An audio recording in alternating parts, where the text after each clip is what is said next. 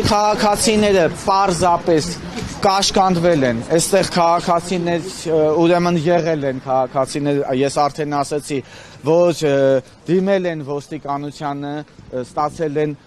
անհամապատասխան արձագանք, դրանով պայմանավորված քաղաքացիների հետ միասին եկել ենք հանցագործության մասին ուղիղ հայտարարություն տալու գլխավոր դատախազին։ Այս դիմումները քաղաքացիները նախապես պատրաստել են, ես իրանց օգնել եմ, գրել են հանցագործության մասին հայտարարություն։ Բերել ենք հիմա ուղիղ մուտք անենք գլխավոր դատախազություն։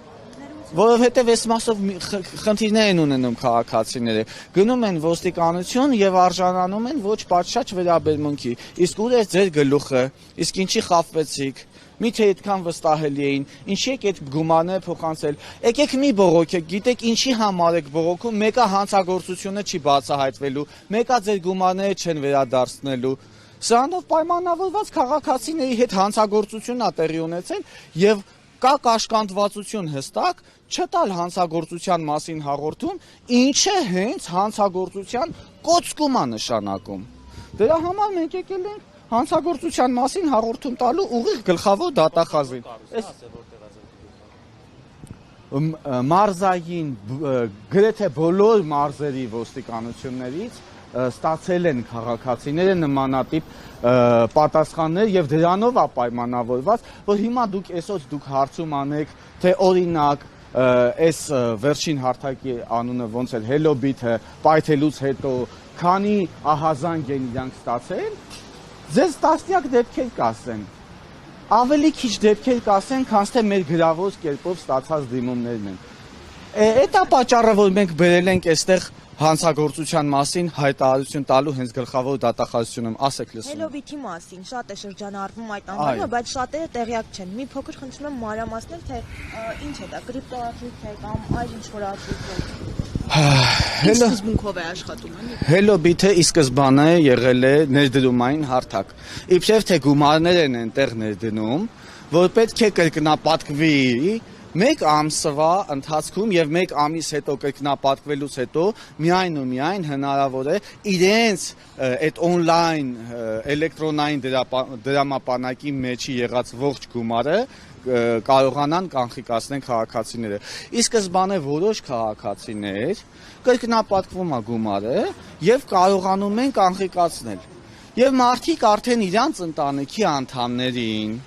իրենց ընկերներին, իրենց բարեկամներին, ում ուզում են եկամտաբեր աշխատանքի տեղավորել, որովհետև սա իրանից ենթադրել է նաև աշխատանք, ներգրավել են այս ցանցում եւ այս ցանցը արդեն ունեցել է բրգային կառուցվածք, մինչդեռ ինքը ներդրումային կիբեր հանցագործություն է, որովհետև յուրաքանչյուր քաղաքացի այդ հարթակում ներգրավելով օրվա մեջ հստակ ժամերի ստացել են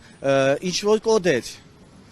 ինչ-որ հաղորդագրություններ, որ օրվա մեջ նշված ժամերին պետք է իրանք on-line լինեն հարթակում եւ այս կոդերը հավաքեն ինչ-որ դաշտի մեջ։ Կոդերը ինչ-որ դաշտի մեջ հավաքելուց ինչ-որ տոկոսներ, ինչ-որ եկամուտներ է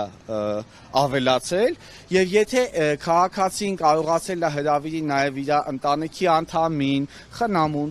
ծանոթին, եղբորը, բարեկամին, այդ կոդերը հավաքելուց հետո տոկոսները ավելի են մեծացել։ Դրա համար ինքը ունեցել է բրգային կառուցվածք, բայց ինքը սովորական եւ ստանդարտ կիբերհանցագործություն է եւ ներդրումային խարդախություն է։ Այո, ես արդեն ասացի, ի սկզբանե քաղաքացիները կարողացել են կանխիկացնել գրեթե կրկնակի եւ ավելի գումարներ։ Ոնց կանգնեմ առաջ։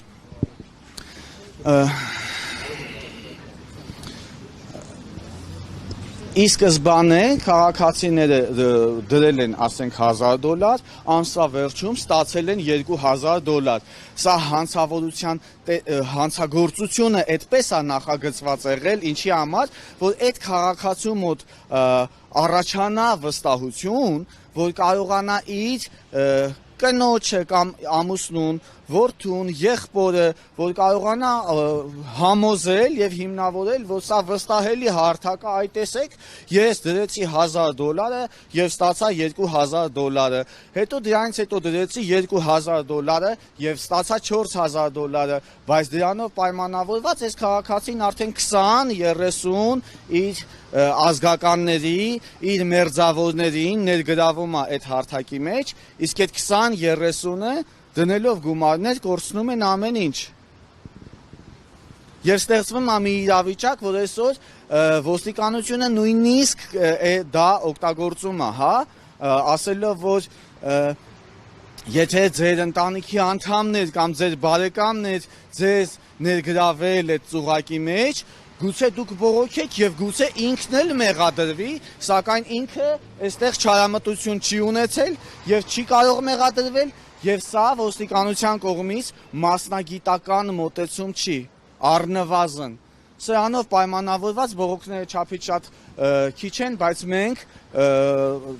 հանրային վերահսկողություն հասարակական կազմակերպությունը քաղաքացիներին տրամադրելու աջակցություն, օգնելու դիմումների